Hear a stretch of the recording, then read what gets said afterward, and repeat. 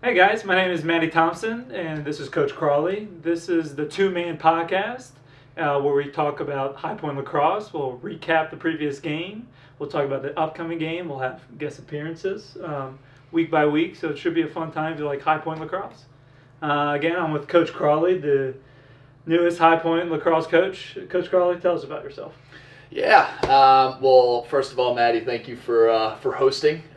Excited about this podcast to give everybody kind of an inside scoop into what's going on back here at High Point. But I'm originally from Long Island. You can see with my Port Washington coffee cup right here. We are working on some decorations for the corner of the room, but originally from Long Island, grew up playing a little bit of everything. Ended up playing my college ball at Johns Hopkins University. After that, got right into coaching. Have taken a couple stops since then. So spent a year at Notre Dame, a year at Colgate, a couple years at Lehigh, a couple years back at my alma mater at Hopkins, and now we're headed into year 2 here. So excited to get started with our second spring. Nice. Well done. So now, Maddie, as another host, I think the audience should know a little bit about you. Yeah, so believe it or not, I'm still here after 7 years. So I was a manager here for 4 because I was not good at lacrosse, but I liked it. But then after I graduated in 2023, I was hired to be the assistant director of marketing here at High Point. So I was able to still kind of be within arm's reach of this program, which is great. And got to know Coach Crawley really well. My brother actually was the first ever commit here back in 2011. So I've been part of this program since I was 11 years old, and I'm happy to be a part of this. Absolutely. Thank you for sharing. Yeah, of course. So now this is the first part of the podcast where we talk about the recap of this past game, which we only had one scrimmage so far. But we can recap the fall and see how that went. Coach Crawley, what did the off-season prep kind of look like for this team? Sure. So, obviously the off-season most recently was just the last couple of weeks, headed into our scrimmage this past weekend against Lenore Ryan, who we hosted. But the off-season prep started, May 3rd last year when we lost in our conference championship game. And so, I think our guys went home over the summer and I think worked really hard in their summer prep as they got back for the fall. We had a great fall. We kind of got right into our 20-hour weeks and, finished up the fall with scrimmages against Towson and Duke. And we ended the fall segment really early in October, and that gave us about 8 weeks on the back end to really put a lot of stress into the weight room and some individual work, which I thought was really beneficial. I think it allowed our guys to really get to understand what their role this year is going to look like and really dive into developing themselves as certainly lacrosse players, but also athletes. And then we got back, a couple days, after the new year and started on January 5th with school back on campus. And so we're just starting our 3rd week of practice. So, as every spring starts, we're trying to do our best as coaches to make sure that we're managing their loads so that way we're not, putting anybody in harm's way of injury. But it's been great. It's been a great, first 2 weeks so far. I know our guys are chomping at the bit to finally get to play in a real game. But last week we hosted an event that we're going to do every year called the Prowler, and we had over 200 people all together Friday night before our first scrimmage on Saturday, and it was awesome. It was awesome to just kind of get all the kids, all the families. We had some recruits and just a lot of people who are really invested in the program and get everybody together and give them a little bit of the outlook of what this season should look like. And we also did a ceremony where we handed out for the first time all of our newcomers' jerseys to them. I think that's a special moment in any athlete's career to first put on the jersey and kind of pour into the number that they were given. So we had a great event last Friday night. And then Saturday, we scrimmaged Lenore Ryan. We played 5 quarters, with only 2 weeks of practice. There was no way we were going to be prepared for every scenario, and that was kind of the intention. But I'm really proud of how we played, how we handled the weekend, on the field, and now it just gives us more stuff to learn from on film, and as we head into this next week, where we'll see Duke at the end of it. Nice. Yeah, so you talked a little about LR and talked about, so what was your you dived into a little, but, what was your overall thoughts about, facing a new team for the first time? Sure, yeah. I mean, I think that no matter what you say, you want to make practices as best you can resemble a game. Yeah. But until you see a new jersey, I don't think that you get the same level of intensity from your team. As best as we try to, I don't know if you ever really get there. So I thought it was awesome to just, see a new jersey, have our guys always competing together. The reality in practice, every drill, they're competing against each other. So to have them all on the same team going against somebody was really cool.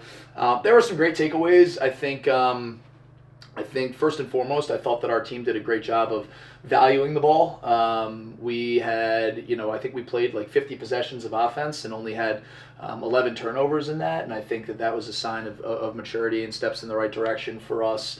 I thought that our defense did a really nice job pushing transition offense. I thought that there were some guys who we had returning who I thought that really did a really great job in the middle of the field.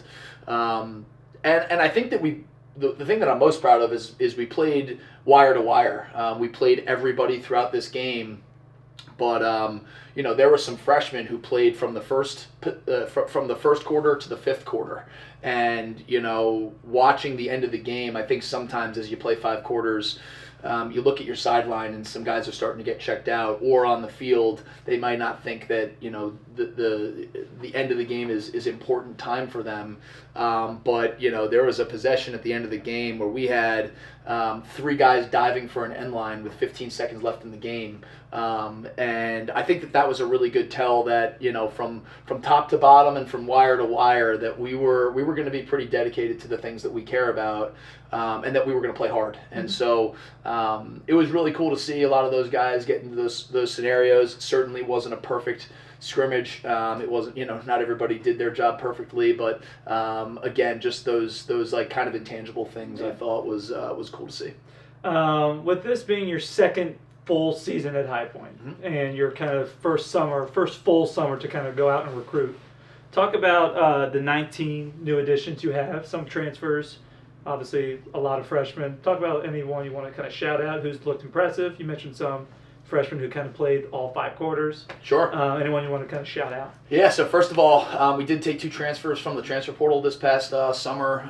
One, Tucker Chanachuk, who's an LSM from Stony Brook, and then 2, Mason Wolford from Canisius. Both of them had, a little bit of a different story of why they were in the portal and what brought them to try to find something new.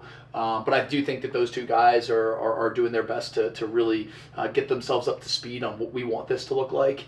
And then, 17 freshmen. So it was a big class. The reality of it is about half of them were recruited by Coach Torpy and the former staff, and then the other half were recruited by myself and our staff. So the summer when I first took the job, right away, there's a bunch of stuff that gets thrown onto your plate. You got to meet 50 guys on your team. You got to hire assistant coaches. You got to figure out where to live. You got to figure out a whole bunch of stuff. But one of my biggest intentions in that summer was to get a look at all of the kids that were already verbally committed heading into their senior year. And so I made a big emphasis in the first June and July to get out and see them as best as I could. So we were able to watch these guys, and while they were first recruited here by Coach Torpy and that staff, we re-recruited them, and they're guys that we really want to be here. So we are really excited about all 17 guys. We were able to get some additions, and a couple of those guys have been really impressive throughout the year. I think 2 freshmen that have been really impactful, even in a short period of time. Our number one midfielder, Charlie Killen, from Seton Hall Prep.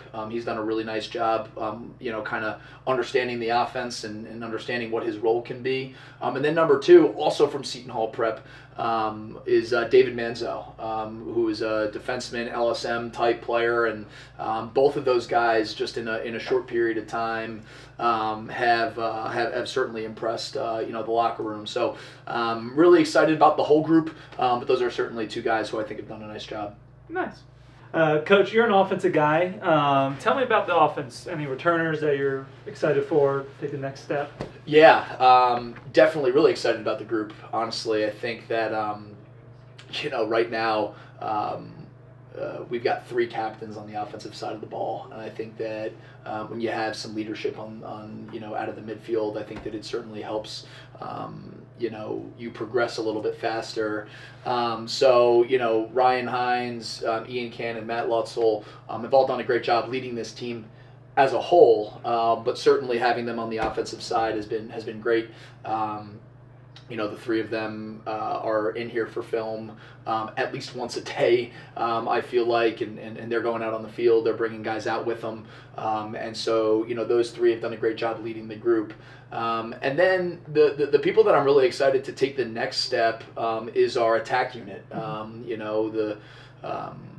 Last year we had, essentially 2 freshmen and a sophomore starting at attack for us. So I think we went through some trials and tribulations throughout the beginning of that year, not because they weren't necessarily ready to dodge or pass or shoot, but more in terms of just game management. I think the first time that you go from high school to college, or you go from midfielder to attack, and you're an attackman for the first time, there's a little bit of a learning curve in terms of managing the game, managing opportunities to push transition, managing opportunities to maybe pull it out, resetting, the group when maybe things are not going all too well, so we put a lot of ownership on our attack unit to make sure that they are the commanding force on the offensive side, because we've got 2 or 3 midfields that will rotate through. But the constants are those attackmen, and those guys being able to take some ownership of our offense is really important. So, Owen Button, Carson Robbins, and Justin Wickstead, I do think, number 1, have gained a ton of chemistry over this past year. Again, Carson was a guy who was a freshman, last year, and he got off to the wrong foot, just getting injured before our first game. So it took him a little while to work his way into the lineup via practice. And by the end of the year, I thought he really found some comfortability on the field for most possessions. And then Justin Wickstead, I look as our point guard with the ball. I think he's a guy who's certainly electric in the way that he plays. But I think that he's taking a huge step in his maturity this year. You never have to doubt how hard he's going to play and how hard he's going to compete. But I think his ability to make really good decisions and quarterback a group or point guard a group, that's been really cool to see. Throughout this. Throughout this year. And then lastly, Owen Button, another guy who's coming into his, second year, on the team. And, he's taken some big strides in his maturity as well. I mean, he, led our team in goals last year as a rookie. And, frankly, I didn't really think he shot the ball very well at times, and I think he would agree. And I think coming into this year, what he's taken some really big steps on is his decision-making, his opportunities of when a shot is a good shot versus not a good shot. And so, and he's certainly kind of our, almost like quarterback off the ball. And so the 3 of them have certainly gained some chemistry, playing a little bit more together throughout this year, but I'm really excited to see how they manage the good and the bad, because the reality of it is when you are on the field for every possession, you tend to wear down a little bit throughout the season. So the way that those guys, manage themselves, the way that they manage our offense, I'm excited to watch them all take a step in the right direction. Nice. Well, with any good offense, there should be an even better defense. I don't Sure. know if that's a saying, but confidence is key. Talk about your defense. Sure.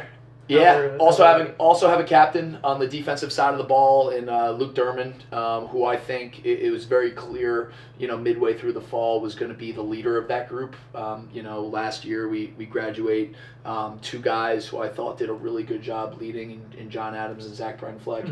Mm-hmm. And so, Luke certainly stepped into that role. And Durham is a quieter captain, but he's somebody that goes out and just does his Leads job. by example. And he leads by example, exactly. And I think that our guys are really, starting to do the same. And I think following by example. So he's taken a huge step in his leadership. There's no doubt about it throughout this year. I mean, he is again up here with Coach Reddy and different guys through throughout the defense, coming in and watching film and going out on the field and getting extra reps with Coach Posey and things like that. So the defense is led by a guy who's going to lead by example. So I think that's been really cool to see. And then we have some younger guys stepping into some bigger roles. Our two returning starters in James Westbrooks and Cole Motter, going from freshman starters last year into sophomores. You're watching them take a step as well, similar to the guys at the attack unit. Those guys are taking a huge step. They've always prepared at a really high level, but you're seeing those guys as well start to conduct themselves a little bit better in terms of managing a game and things. So it's been really cool to watch those two guys. James is as competitive as anybody that we have on our team. I mean, every single drill, when he is playing defense, people know, and they're running for the hills because he's going to chase you. And then Cole just has a quieter demeanor about him, is super prepared, and is a guy who kind of is the glue in some ways of the group.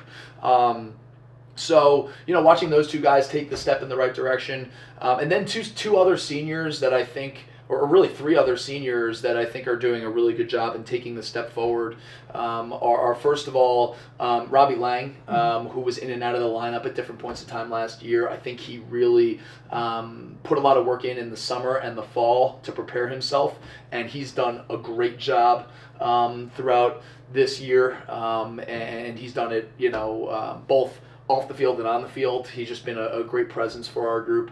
Number two is Weston Benson. He's a guy who, he's played pole and short stick throughout his career, and he's really found his home at the short stick position. I think he's doing a really good job of competing on the ball. And then lastly is a guy who has been injured throughout his career and been kind of riddled with injuries. And I'd probably say one of the more inspirational stories for our team is Bryce Rickens, who is finally back out on the field. And I'll tell you what, everybody feels it.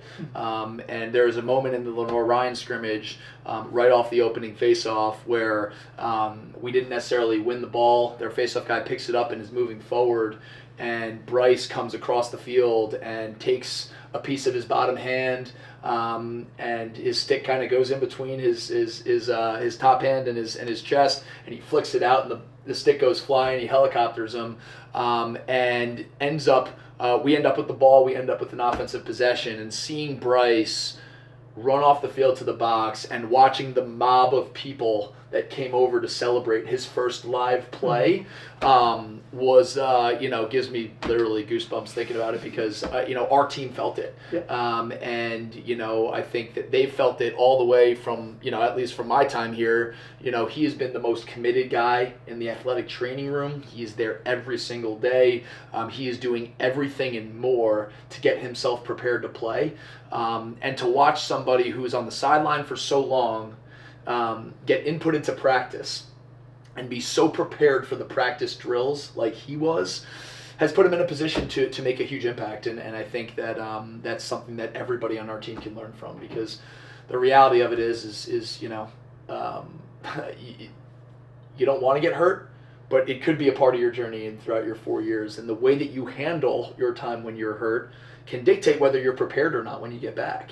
And he has been the epitome of that. And I know that our guys are really excited to have him back out on the field. So, really excited about the defensive group. There are some younger guys, like I brought up, David Manzo, who is making his way and is making an impact. And there's certainly a supporting group around that. Nice. I obviously don't know the X's and O's like you do, clearly. But from when I watch a game, if you have an elite face-off guy and you have an elite goalie, you have a chance to beat anyone Sure. in the NCAA. So talk about Luka and Zach, because those two, I mean, they were just, from my opinion, I think they were the best two combos in the conference last year. Sure, yeah. Well, we're very lucky to have them both back. There's no doubt about it. Luka was a guy who ended in top 10 face-off percentage last year in the country. I think he actually gets slept on a lot, by outsiders. But with the schedule that we play and the way that he competes within that schedule, I think he's as good of a guy as there is in the country. The way he handles his business on a day-to-day basis is very indicative of a guy who's one of the best in the country. I've been lucky enough to be around a lot of really high-level face-off guys. Most recently and most notable, Mike Sisselberger at Lehigh. While the two are very different people, the way that the two of them handle their business is somewhat similar. Luka, is in a lot of ways the heartbeat of our team. If something that we want to hang our hat on is being tough off the ground and picking up ground balls, he gives us the opportunity to do that at a really high level.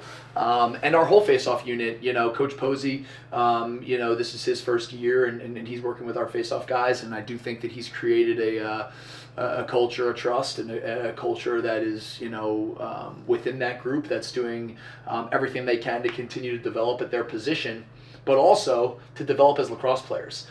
Because I'll tell you what, we played sixes throughout the winter, where everybody has to play a little bit of everything: offensive guys defense, defensive guys offense.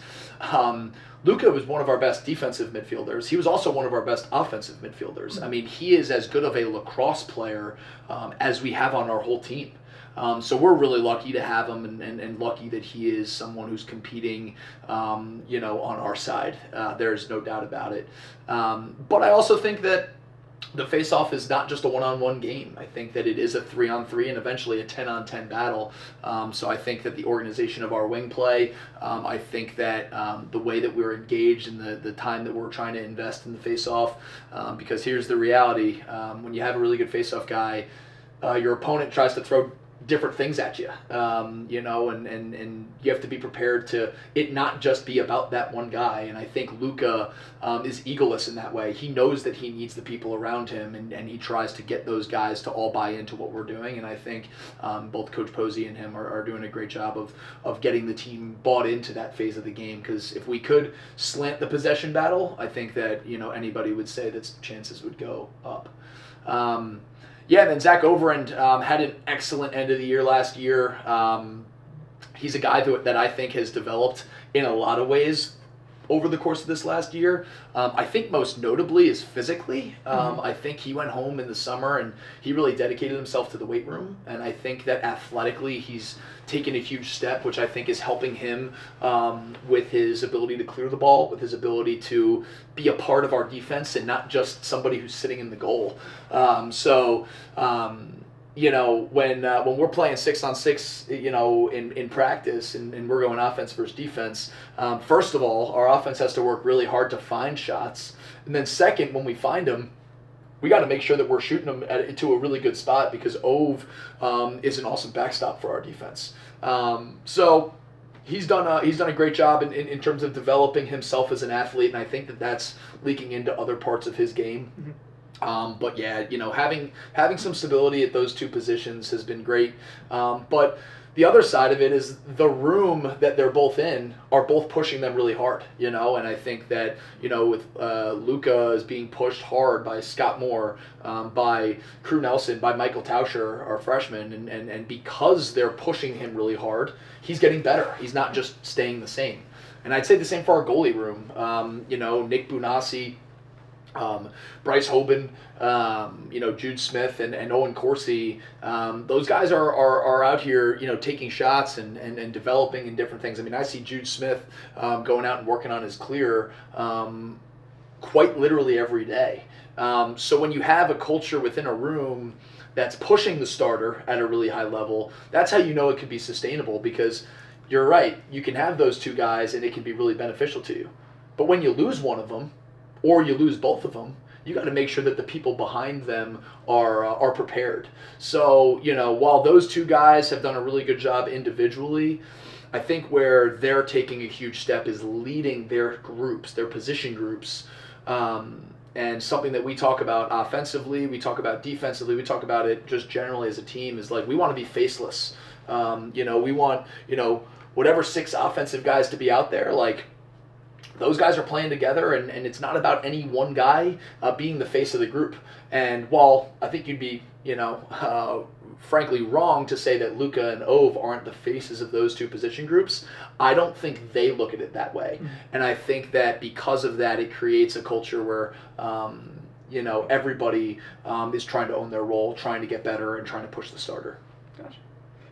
The last addition that I kind of want to briefly talk about is Jack Posey. You mentioned him coaching the Faceoff. Sure.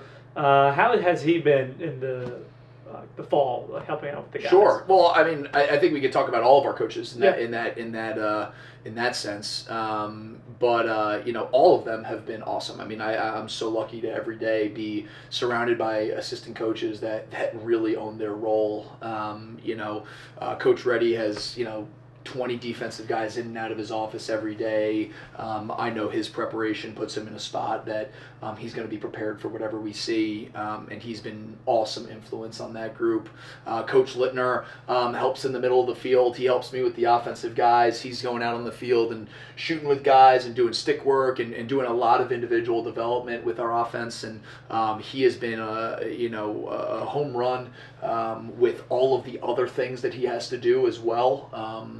And then Jackie has the latest member of our staff that we've added, and he's been great. He's had an unbelievable impact on our face-off room. There's no doubt about that. But I think that he's making an impact on everybody on our entire team. I think that he's making an impact on our defensive guys. He's a guy who still plays in the PLL, so he's I joke with him. I mean, the guy has cleats on for like 7 hours a day. Like, literally, we'll be out in the field, getting ground balls in, then he runs up here for our staff meeting, then he's back out on the field doing defensive footwork with five or six freshmen, then he's back in here and he's like Harbaugh with wearing his cleats in the office. I'm really lucky to be surrounded by an entire staff that is pouring everything that they can into our guys, and I think that's all that I could ask for is be supported and be have our team supported. So the extra time that these guys spend on a consistent basis with the guys on our team makes a huge difference, and all 3 of them have made a huge impact. Awesome. Well, let's stop talking about the past. Let's look on to the future. All right. Next scrimmage is Duke. Yep. Talk about that. We scrimmage them in the fall, like you mentioned. I heard that was an overall success. But talk about what to expect. Whenever you go into a matchup with a Duke or an ACC team, like, you're going to get guys who are really talented and really athletic in the middle of the field. And we were able to do a joint practice and scrimmage them in the fall. And more than anything, it was great to just compete against a really good team. Mm-hmm. I do think in that game what we got exposed on was some of the middle of the field stuff, and I think that they really used their athleticism in the middle of the field to create opportunities that we hoped to, in our offseason, try to address and get better with. So I'm just excited to see what our team looks like, and the growth at which we can see over the course of the past 6 months or however long it's been. Not 6 months, 3-4 months. I'm just excited to see our team compete. And we talk about it every day. Our process is to win today. Just worry about how are we doing everything that we can to win, at practice today. How are we going to win, with our nutrition? How are we going to do everything that we can outside of practice to prepare us for our next practice, to be able to go against a group like Duke, who is extremely well coached, extremely talented. It'll be a great test for our guys, and we hope that we have when we do play them, that we see some of that development that we hoped to see. But the reality of it is we are still in our third week of the season. I think that the season is a process and it's a long one, and so we're not going to get too high or too low based on any of the results that we see right now. Ultimately, I'm just excited to see our guys compete at a really high level against what we know is a really high level opponent.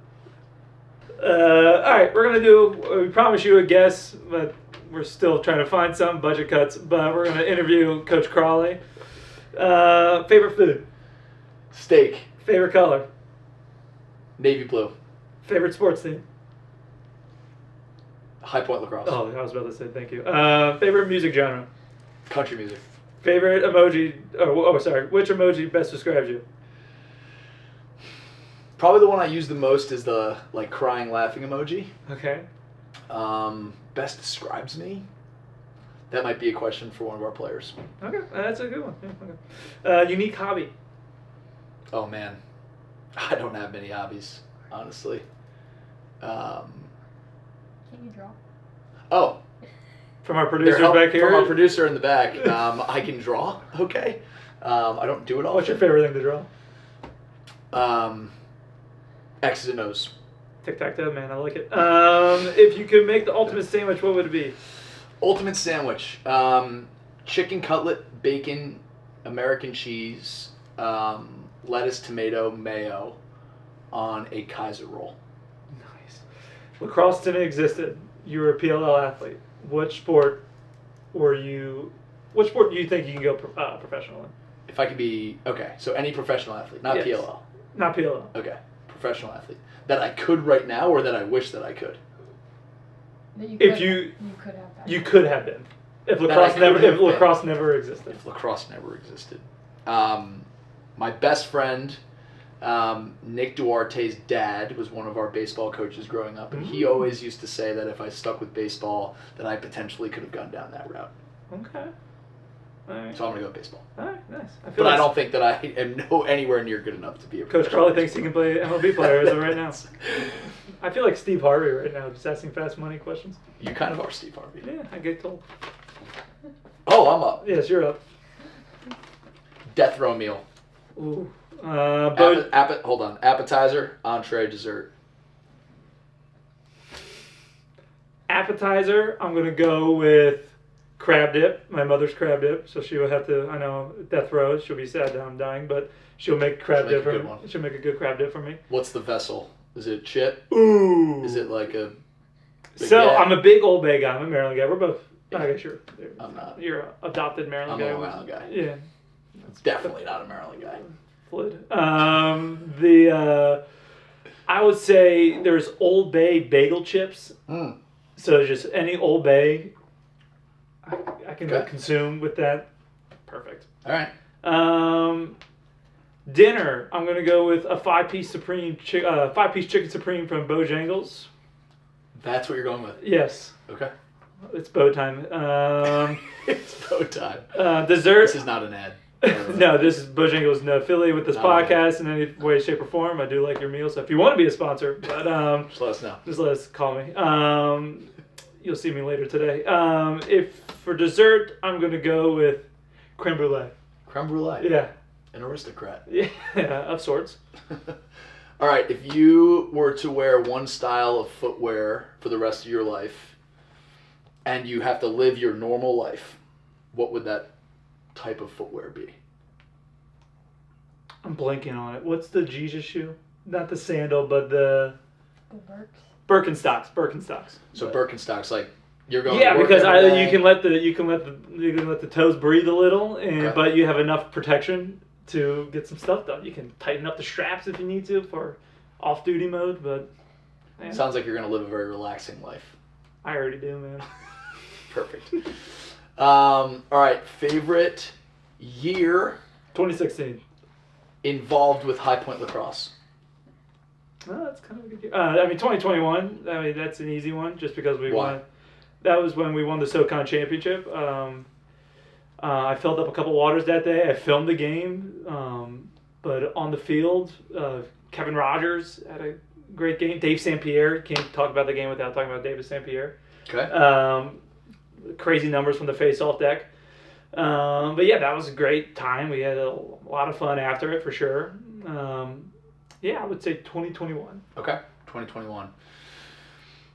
Least favorite duty as a manager in your 4 years here? Least favorite. I mentioned it before, filming a game. That was the worst. Okay. One, because you have to do something the entire game. Okay. Water bottles I didn't mind, just because, only I didn't mind it when it was cold out. Okay. Just because my hands would freeze up. But I would say filming the game, because you're not on the field. I'd rather be on the field, kind of in the action. Okay. But yeah, you're just up. Usually when you film a game for other managers, you're filming from a press box and you're like the only person in the room. Mm-hmm. And so you just get kind of crazy in there. Favorite. What was your favorite duty as a manager? Favorite duty, I would say for practices, I would do the music. I would do the shot clock, and I would do the game clock, stuff Okay. like that. I thought I love doing that, just weirdly. Okay. One, because I was inside when it was cold out. Well, that'd be and- better with your Birkenstocks, that's for sure. Yeah, if I'm wearing Birkenstocks for that, my toes would freeze. No doubt. But I'm tough. I'm blue collar. Yeah, I would say because mainly you're inside. So it's the clock. Yeah, the clock. I love doing the could be clock. your- Clock could be your favorite. Yeah. Okay. Favorite High Point alum? Not Asher. High Point Lacrosse. I would say my brother Jeff. Okay. First That's commit. an That's a easy cop one. out. That's a cop out. So Jeff, Jeff. you're number one. Jeff but there's is somebody first. else out here. Asher last. I would go. He's full of himself. I disagree. For the Uh, record. I Put would. it on the record. I will go an unsung hero. I will go Parker Green. Parker Green. He was a 4-year starter at goalie. I remember him. I think he was the man. He was my roommate for a year. He is just gritty. He's just a whack job, but like all goalies are. But no, he's one of my favorites for sure. Okay. Favorite food on campus? Favorite place to eat or favorite food? Is there two different things? Let's do both of those things. Okay. Let's go favorite place to eat first. Prime Prime. Steakhouse. Steakhouse. Okay. Favorite food? Favorite food? I will go with a Miss Christie omelet from Okay. the CAF. Okay. Nothing better than going to the CAF after a practice, which I spend mostly inside. Hard-fought day. Hard-fought day, Yep, waking up. I get it. 6:30. I mean, not everyone can play music at practice. I hear you. And I would say, yeah, a Miss Christie omelet from the CAF. Okay. Cool. Good answer. Thank you. All right. All right. I think we're done. I think that's it. That's a wrap from episode 1 of the two-man game with Coach Crawley and Manny Thompson. Follow us for more action of the High Point Lacrosse season.